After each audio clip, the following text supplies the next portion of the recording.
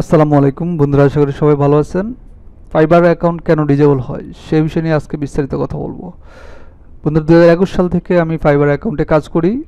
আজ পর্যন্ত আমার সাথে যে এক্সপিরিয়েন্সগুলো হয়েছে, আমি যে অভিজ্ঞতাগুলো অর্জন করছি ফাইবার থেকে, সেই বিষয়গুলো নিয়ে আমি আপনাদের সাথে শেয়ার করব। আপনি যদি নতুন ফাইবার সেলার হয়ে থাকেন বা আপনি লেভেল 1 সেলার হয়ে থাকেন, ফাইবার থেকে যদি কোনো কারণে কোনো ওয়ার্নিং না পেয়ে থাকেন, আপনার জন্য এই ভিডিওটা খুবই হেল্পফুল হবে। আশা করি ভিডিওটা সম্পূর্ণ দেখলে আপনি আপনার যে ফাইবার অ্যাকাউন্ট সেখান থেকে আপনি ডিজেবল হওয়ার থেকে আপনি বাঁচতে পারবেন, ঠিক আছে?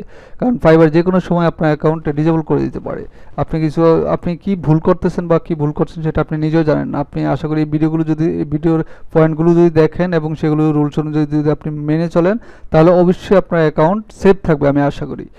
আমি এখানে 5টা হোয়াই ফাইবার অ্যাকাউন্ট ডিজেবল, কেন ফাইবার অ্যাকাউন্ট ডিজেবল হয় সেই 5টা মূল কারণ আমি এখানে বোঝানোর চেষ্টা করছি এখানে হিংসগুলো লিখে। আপনারা প্রথম যখন আমরা অর্ডার ডেলিভারি দেই, এখানে যাই আমরা অর্ডার, দেখেন একটা রানিং অর্ডার আছে, একটা ডেলিভারি অর্ডার দিয়েছি। এখানে $250 একটা অর্ডার ডেলিভারি দিয়ে রাখছি। এখানে একটা $20 একটা অর্ডার আছে। আমি যদি এখানে ক্লিক করি, ক্লিক করার পর আমরা যখন অর্ডারটা ডেলিভারি দেবো, এই ডেলিভারি নামে গিয়ে আমরা অনেক সময় যখন এখানে টাইম ওভার লেফট বা লেট ডেলিভারি দেখায়, তখন আমরা কি করি, অর্ডারটা কোনো ফাইলে টাচ না করে ডেলিভারি দিয়ে রাখি আপাতত, ঠিক আছে? পরবর্তীতে আমরা সেন্ড করি না, এটা কখনো করা যাবে না। এবং ভুলেও যখন অর্ডার আমরা অনেক সময় অ্যাটাচমেন্ট করতে ভুলে যাই, আমরা যখন অর্ডার ডেলিভারি দেই ফাইল অ্যাটাচমেন্ট করতে ভুলে যাই, যার কারণে কিন্তু এই এমটি আমরা যখন ডেলিভারি দিই তখন ফাইবার আপনাকে ওয়ার্নিং দিবে, সরাসরি ওয়ার্নিং দিবে যে আপনি এমটি কেন ফাইল ডেলিভারি দিলেন, এমটি কেন দিলেন। তাহলে এটা প্রতারণা করতেছেন বাইরের সাথে। আপনি ফাইবার সেটা বুঝে নেবে, কিন্তু আপনি যে ভুলের কারণে হোক আর যে কোনো কারণে হোক আপনি যে এটা হয়েছে সেটা কিন্তু ফাইবার বুঝবে না। এটা তাদের সিস্টেমে অটোমেটিক করা আছে। আপনি যদি রোবোটিক্সের মাধ্যমে আপনি যদি এমটি কোনো ডেলিভারি দেন, কোনো ফাইল অ্যাটাচমেন্ট ছাড়া, আপনি ওয়ার্নিং খাবেনই, ঠিক আছে? ওয়ার্নিং খাবেন। তো আপনি কখনো ভুলেও আপনি এই কাজটা করবেন না, এবং যখন ডেলিভারি দেন তাড়াহুড়ো না করে একটু দেখে শুনে আপনি আস্তে আস্তে আপনি এই ডেলিভারিটা দেওয়ার চেষ্টা করবেন।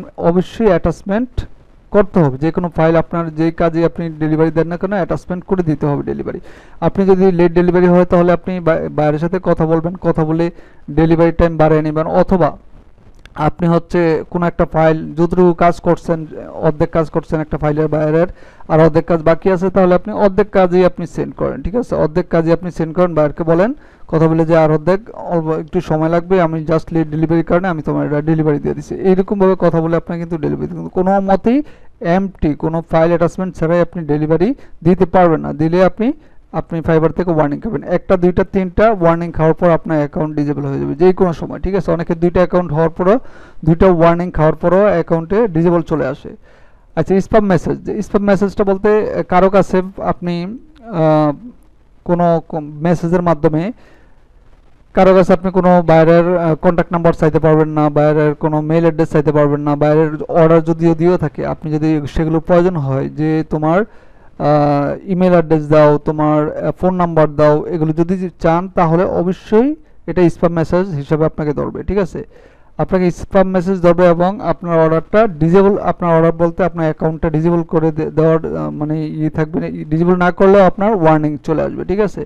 আপনি যদি দুইটা ওয়ার্নিং খেয়ে থাকেন তাহলে তৃতীয়বার যদি এই কাজটা করেন তাহলে কিন্তু আপনার অ্যাকাউন্টে ডিজেবল হওয়ার সম্ভাবনা খুবই থাকবে। তো কাউকে মেসেজের মাধ্যমে কোনো বায়ারকে যদি প্রয়োজন হয় ইমেল অ্যাড্রেস, ফোন নাম্বার, বলবেন যে please send me your business email address, please send me your business কি আপনার ফোন নাম্বার বা বিজনেস ডেসক্রিপশন, এগুলো আপনি বলবেন, ঠিক আছে? বা বিজনেস লোকেশন, বিজনেস কথাটা উল্লেখ করবেন। ডিরেক্ট ফোন নাম্বার দাও, তোমার ওয়েবসাইট ইউআরএল দাও, এগুলো বলবেন না, ঠিক আছে?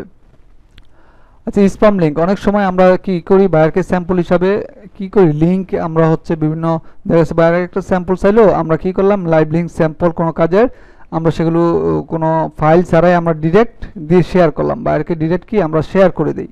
এই শেয়ার করলে এই লিঙ্কগুলো কোনো কারণে যদি এই লিঙ্কের মধ্যে কোনো প্রবলেম থাকে, আপনার ফাইবার রোবোটিক্সের মাধ্যমে সেখানে যদি কোনো ইরর বা প্রবলেম ধরে, তাহলে কিন্তু আপনার অ্যাকাউন্টে ওয়ার্নিং চলে আসবে, ঠিক আছে?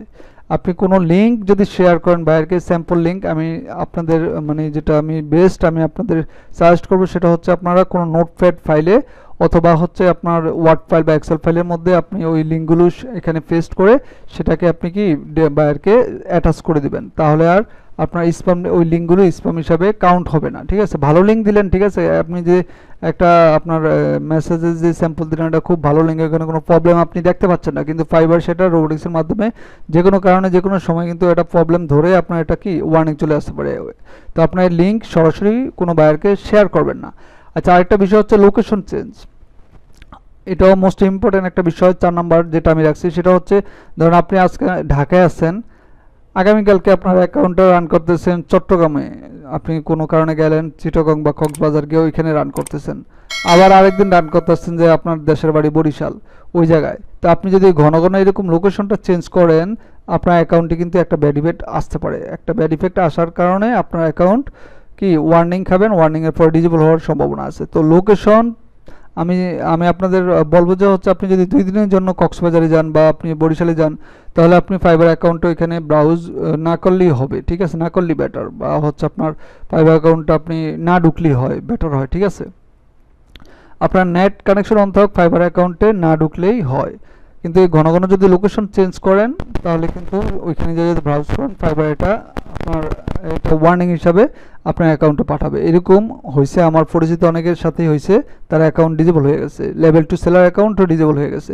ভিপিএন ইউজ, অনেকে আমরা ভিপিএন ইউজ করে বিভিন্ন ধরনের কাজ করি, যেমন ক্লাসিফাইড অ্যাড পোস্টিং বা আদার্স কাজগুলো করে থাকি, কিন্তু এই ভিপিএন ইউজ করে কাজ করা যাবে না। ভিপিএন ইউজ করলেও আপনার যে ফাইবার অ্যাকাউন্ট, সেই অ্যাকাউন্টটা আপনার কি আপনার রান করে আপনি ভিপিএন ইউজ করে কাজ করতে পারবেন না। আপনার ফাইবার অ্যাকাউন্ট যে ব্রাউজারে আমি সাজেস্ট করব, যে ব্রাউজারে, সেই ব্রাউজারে ফাইবার অ্যাকাউন্ট আপনি রান আছে সেটা আপনি ক্লোজ করে দেবেন। ক্লোজ করে দিয়ে যখন ভিপিএন ইউজ করবেন, অন্য একটা ব্রাউজার, যেমন এডজের মধ্যে যদি আপনার ফাইবার অ্যাকাউন্ট থাকে, আপনি অন্য একটা ব্রাউজার, মজিলা বা হচ্ছে গুগল ক্রোম, সেই ব্রাউজারে আপনি কি করবেন, আপনি হচ্ছে ওইখানে ভিপিএন ইনস্টল করে আপনি ভিপিএন রিলেটেড কাজগুলো ওই ব্রাউজারে করার চেষ্টা করবেন।